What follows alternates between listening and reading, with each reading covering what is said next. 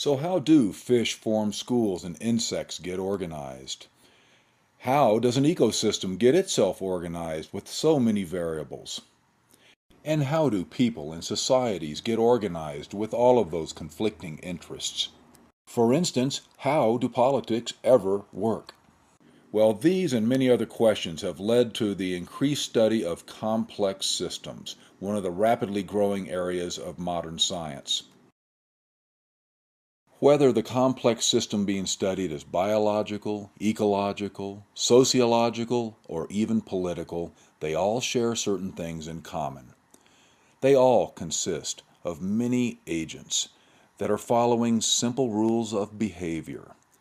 They're interacting with each other, and they're doing so in a leaderless and dynamic environment. And most interestingly, complex systems are self-organizing.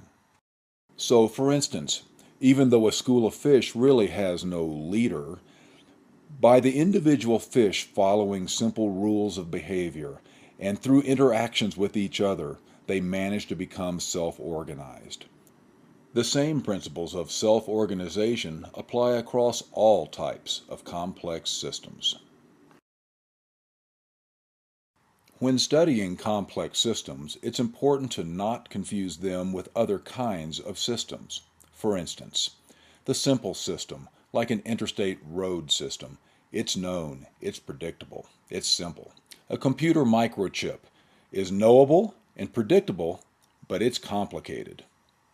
A flock of birds is a good example of a complex system with its self-organizing patterns, but difficult to predict. And then, like smoke, chaotic systems are turbulent, unpredictable at any level. So it's important not to confuse complex systems with these other kinds of commonly known systems. Let's take a look at another example of a complex system, a rabbit population. Difficult to predict, and yet it has emergent patterns. We can see the many factors that can influence the size of a population, ranging from access to food and water to the very population density itself. This makes it difficult to predict the size of such a population, and yet we can see a cycle of species survival as the emergent pattern. We look now at a computer model of rabbits and grass, a complex system showing the interdependencies of the grass and the rabbits. The graph illustrates to us how the rabbits, shown in red, go through cycles of survival, while the grass itself experiences its ups and downs. In another example, we see a computer model of an ecosystem containing many breeds or species of fish, in this case represented by different colors. In this model, fish eat when there is local access to food. Which species will survive? It's all determined on local availability, but with global results. In this case, none of the breeds survived. Local resources impacted global outcomes. That's difficult to predict. Finally, we're going to take a closer look under the hood of a complex system to understand the relationship of local changes and global results. In this computer model, we see 4 distinct breeds or species of fish feeding on locally available plankton. Soon, local access to resources give one of the species a distinct advantage. And then, as further access to resources ensue, we see that there is a population explosion, but at the cost of local resources. It isn't long before only one of the original 4 species remains. But what are their prospects of survival? It's hard to predict, as this graph illustrates, showing the relationship between plankton population and fish population. Very difficult to predict, and yet there are possible trends of species survival. The often cyclical but always difficult to predict behavior of a complex system can reflect a type of feedback loop. For instance, as local resources increase in an ecosystem, so too a species population dependent on those resources increases.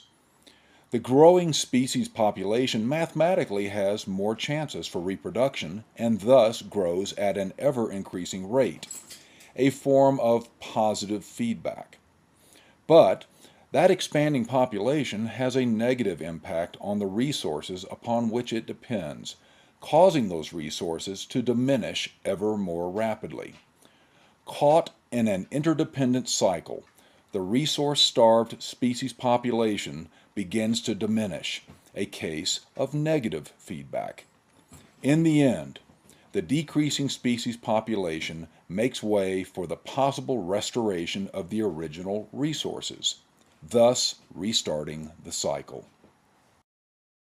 The tendency of a complex system to continually self-organize in the face of changing dynamics among its agents makes it an adaptive system, often referred to as a complex adaptive system.